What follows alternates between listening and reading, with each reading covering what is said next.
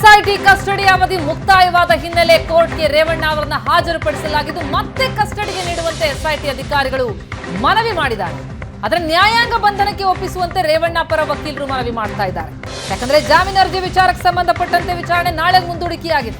ಹಾಗಿದ್ರೆ ಈಗ ರೇವಣ್ಣ ಅವರನ್ನ ಮತ್ತೆ ಎಸ್ಐಟಿ ವಶಕ್ಕೆ ಕೊಡಲಾಗುತ್ತಾ ಅಥವಾ ನ್ಯಾಯಾಂಗ ಬಂಧನಕ್ಕೆ ವಹಿಸಲಾಗುತ್ತಾ ಅನ್ನುವಂಥದ್ದು ಈಗಿರುವ ಪ್ರಶ್ನೆ. ಈಗ ವಾದ ಪ್ರತಿವಾದ ನಡೀತಾ ಇದೆ.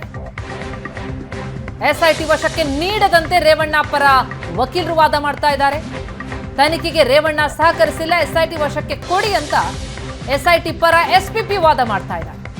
ಎಚ್ ಡಿ ರೇವಣ್ಣ ಪರ ಹಿರಿಯ ವಕೀಲ ಮೂರ್ತಿ ಡಿ ನಾಯಕ್ ವಾದ ಮಂಡಿಸ್ತಾ ಇದ್ದಾರೆ. ತನಿಖೆಗೆ ಸಹಕರಿಸುವುದು ಅಂತಂದ್ರೆ ತಪ್ಪೊಪ್ಪಿಗೆ ಹೇಳಿಕೆ ಕೊಡೋದಾ? ಇದಕ್ಕೂ ಮೀರಿ ಒತ್ತಡ ಹಾಕಿದ್ರೆ ಟಾರ್ಚರ್ ಮಾಡಿದಂತಾಗತ್ತೆ. 3 ದಿನ ನಿರಂತರ ವಿಚಾರಣೆ ಮಾಡಿದ್ದಾರೆ ಅಂತ ರೇವಣ್ಣ ಪರ ವಕೀಲರು ವಾದ ಮಾಡ್ತಿದ್ದಾರೆ. ನ್ಯಾಯಾಂಗ ಬಂಧನಕ್ಕೆ ನೀಡುವಂತೆ ಮನವಿ ಮಾಡಿಕೊಳ್ತಾ ಇದ್ದಾರೆ ರೇವಣ್ಣ ಪರ ವಕೀಲರು.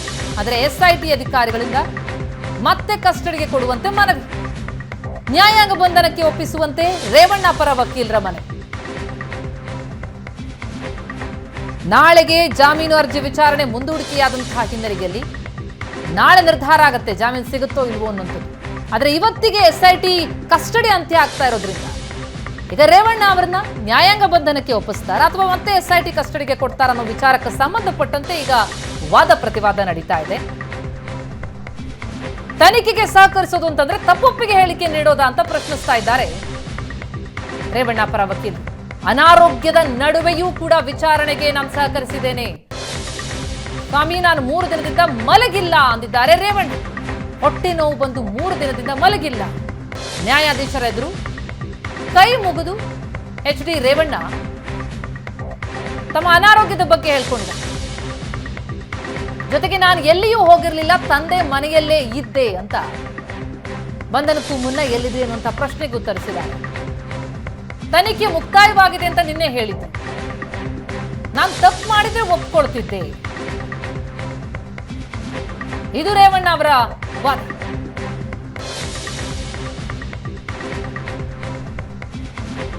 ಹಾಗಿದ್ರೆ ಈಗ ರೇವಣ್ಣ ಅವರನ್ನ ಮತ್ತೆ ಎಸ್ಐಟಿ ವಶಕ್ಕೆ ಒಪ್ಪಿಸಲಾಗುತ್ತಾ ಅಥವಾ ನ್ಯಾಯಾಂಗ ಬಂಧನಕ್ಕೆ ಒಪ್ಪಿಸಲಾಗುತ್ತಾ? ಈ ಬಗ್ಗೆ ವಾದ ಪ್ರತಿವಾದ ನಡೀತಾ ಇದೆ. ರೇವಣ್ಣ ಸಹಕರಿಸಿಲ್ಲ ತನಿಖೆಗೆ, ಎಸ್ಐಟಿ ವಶಕ್ಕೆ ಕೊಡಿ ಅನ್ನೋದು ಎಸ್ಪಿಪಿ ವಾದ. ತನಿಖೆಗೆ ಸಹಕರಿಸೋದು ಅಂತಂದ್ರೆ ತಪ್ಪೊಪ್ಪಿಗೆ ಹೇಳಿಕೆ ನೀಡೋದಾ ಅನ್ನೋದು ರೇವಣ್ಣ ಪರ ವಕೀಲರ ವಾದ. ನಾನು ತಪ್ಪು ಮಾಡಿದ್ರೆ ಒಪ್ಕೊಳ್ತಿದ್ದೆ ಅಂತ ರೇವಣ್ಣ ಹೇಳ್ತಿದ್ದಾರೆ. ಜೊತೆಗೆ ನಾನು 3 ದಿನದಿಂದ ಮಲಗಿಲ್ಲ, ಹೊಟ್ಟೆ ನೋವು ಬಂದು 3 ದಿನದಿಂದ ಮಲಗೋದಕ್ಕಾಗಿಲ್ಲ, ಅನಾರೋಗ್ಯದ ನಡುವೆಯೂ ವಿಚಾರಣೆಗೆ ಸಹಕರಿಸಿದ್ದೇನೆ ಅನ್ನೋದು ರೇವಣ್ಣ ವಾದ. ಈಗಾಗಲೇ ಜಾಮೀನು ಅರ್ಜಿ ವಿಚಾರಕ್ಕೆ ಸಂಬಂಧಪಟ್ಟಂತೆ ಆಕ್ಷೇಪಣೆ ಸಲ್ಲಿಸೋದಕ್ಕೆ ಎಸ್ಐಟಿಯಿಂದ 1 ವಾರಗಳ ಕಾಲಾವಕಾಶ ಕೇಳಲಾಗಿದೆ. ಈ ಮಧ್ಯೆ ರೇವಣ್ಣ ಅವರಿಗೆ ನ್ಯಾಯಾಂಗ ಬಂಧನ ಎನ್ನುವ ಮಾಹಿತಿ ಲಭ್ಯ ಆಗ್ತಾ ಇದೆ. ಎಚ್ ಡಿ ರೇವಣ್ಣಗೆ ನ್ಯಾಯಾಂಗ ಬಂಧನ. ಜಾಮೀನು ಅರ್ಜಿ ವಿಚಾರಣೆ ನಾಳೆಗೆ ಮುಂದೂಡಿಕೆಯಾದಂತಹ ಹಿನ್ನೆಲೆಯಲ್ಲಿ ಈಗ ಪರಪ್ಪನ ಅಗ್ರಹಾರಕ್ಕೆ ರೇವಣ್ಣ. ಎಚ್ ಡಿ ರೇವಣ್ಣಗೆ ನ್ಯಾಯಾಂಗ ಬಂಧನ. ನ್ಯಾಯಾಂಗ ಬಂಧನಕ್ಕೆ ಆದೇಶವನ್ನ ಕೊಟ್ಟಿದ್ದಾರೆ ಜಡ್ಜ್. ಪರಪ್ಪನ ಅಗ್ರಹಾರಕ್ಕೆ ಎಚ್ ಡಿ ರೇವಣ್ಣ. ಮಾಜಿ ಸಚಿವ ಎಚ್ ಡಿ ರೇವಣ್ಣಗೆ ಜೈಲು.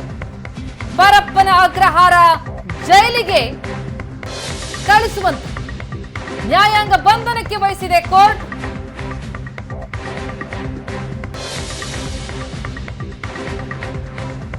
ಪರಪ್ಪನ ಅಗ್ರಹಾರ ಜೈಲಿಗೆ 14 ದಿನಗಳ ಕಾಲ ನ್ಯಾಯಾಂಗ ಬಂಧನಕ್ಕೆ ನೀಡಿದೆ ಕೋರ್ಟ್.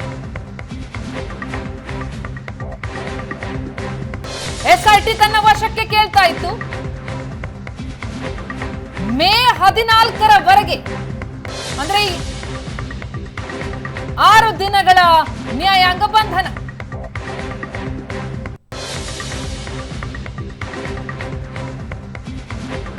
ಮೇ 14ರವರೆಗೆ ರೇವಣ್ಣ ಅವರಿಗೆ ಜೈಲು ಫಿಕ್ಸ್. ನ್ಯಾಯಾಂಗ ಬಂಧನಕ್ಕೆ ವಹಿಸಿದೆ ಕೋರ್ಟ್. ನ್ಯಾಯಾಂಗ ಬಂಧನ ನೀಡಿದೆ ಕೋರ್ಟ್ ಮೇ 14ರವರೆಗೆ.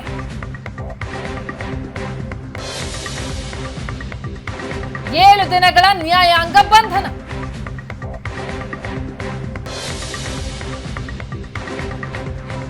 ಇವತ್ತಿನಿಂದ 7 ದಿನಗಳ ಕಾಲ ಅಂದ್ರೆ ಮೇ 14ರವರೆಗೆ ಮಾಜಿ ಸಚಿವ ರೇವಣ್ಣ ಅವರಿಗೆ ನ್ಯಾಯಾಂಗ ಬಂಧನ ಅಂದ್ರೆ ಪರಪ್ಪನ ಅಗ್ರಹಾರ ಜೈಲು ಫಿಕ್ಸ್.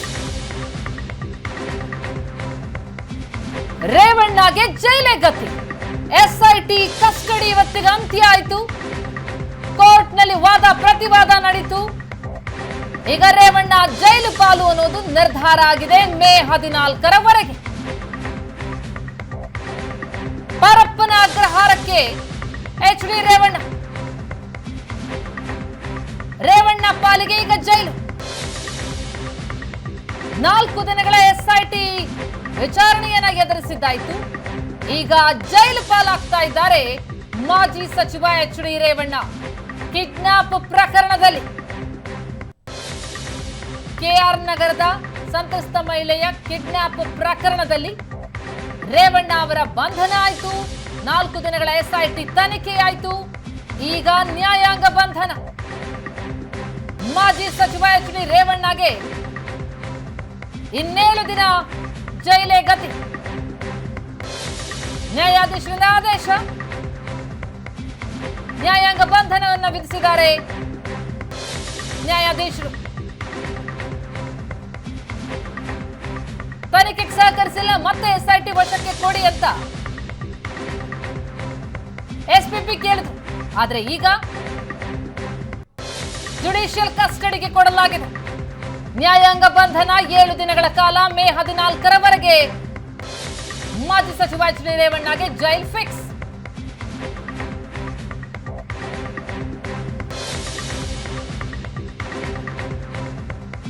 ಮೇ 14ರವರೆಗೂ ಪರಪ್ಪನ ಅಗ್ರಹಾರ ಜೈಲಿನಲ್ಲೇ ಇರಬೇಕಾಗತ್ತೆ ಎಚ್ ಡಿ ರೇವಣ್ಣ. ಜಡ್ಜ್ ಆದೇಶ. ಜುಡಿಷಿಯಲ್ ಕಸ್ಟಡಿಗೆ ಕೊಡಲಾಗಿದೆ. ಜೈಲೇ ಗತಿ. ಮೇ 14ರವರೆಗೂ ಕೂಡ ರೇವಣ್ಣ ಪಾಲಿಗೆ.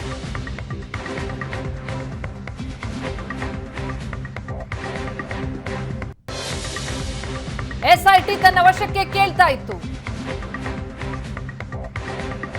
ಅನಾರೋಗ್ಯದ ನಡುವೆಯೂ ಕೂಡ ನಾನು ವಿಚಾರಣೆಯನ್ನ ಎದುರಿಸಿದ್ದೇನೆ ಅಂತಿದ್ರು ರೇವಣ್ಣ.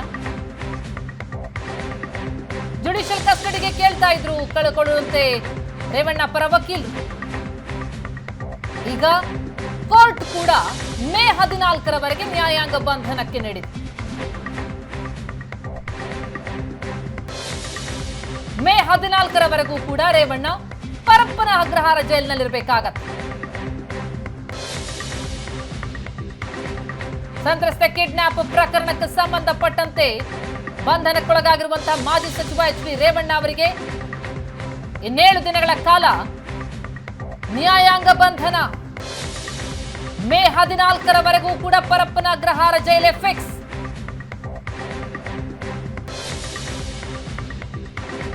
ಕಿಡ್ನಾಪ್ ಪ್ರಕರಣದಲ್ಲಿ ರೇವಣ್ಣ 7 ದಿನಗಳ ಕಾಲ ಜೈಲು ಪಾಲು.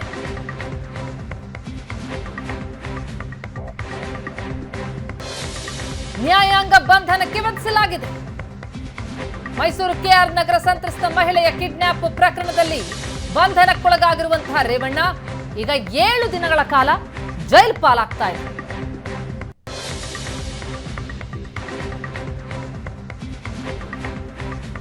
ಜಾಮೀನಿಗೆ ಅಂತ ಅರ್ಜಿ ಹಾಕೊಂಡಿದ್ರು, ಆದ್ರೆ ಆ ವಿಚಾರಣೆ ನಾಳೆಗೆ ಮುಂದೂಡಿಕೆಯಾಗಿದೆ.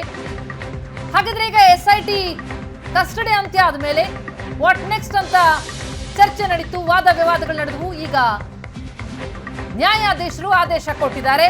7 ದಿನಗಳ ನ್ಯಾಯಾಂಗ ಬಂಧನಕ್ಕೆ ವಿಧಿಸಿದ್ದಾರೆ. ಮೇ 14ರವರೆಗೂ ಕೂಡ ರೇವಣ್ಣ ಪಾಲಿಗೆ ಪರಪ್ಪನ ಅಗ್ರಹಾರ ಜೈಲು.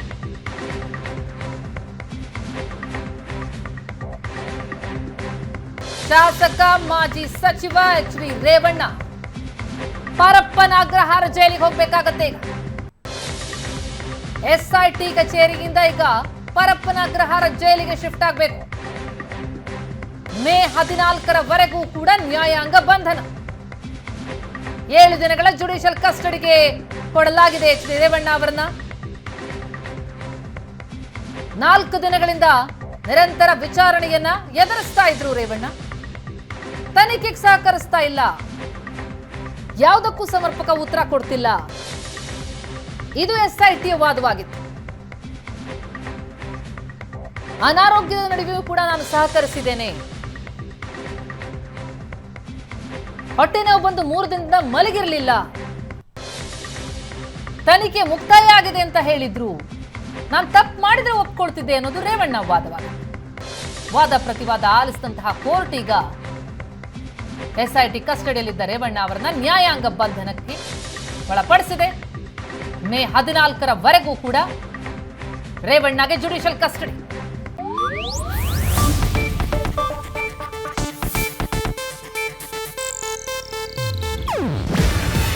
ಇದು ಏಷ್ಯಾನೆಟ್ ನ್ಯೂಸ್ ನೆಟ್ವರ್ಕ್ ಪ್ರಸ್ತುತಿ.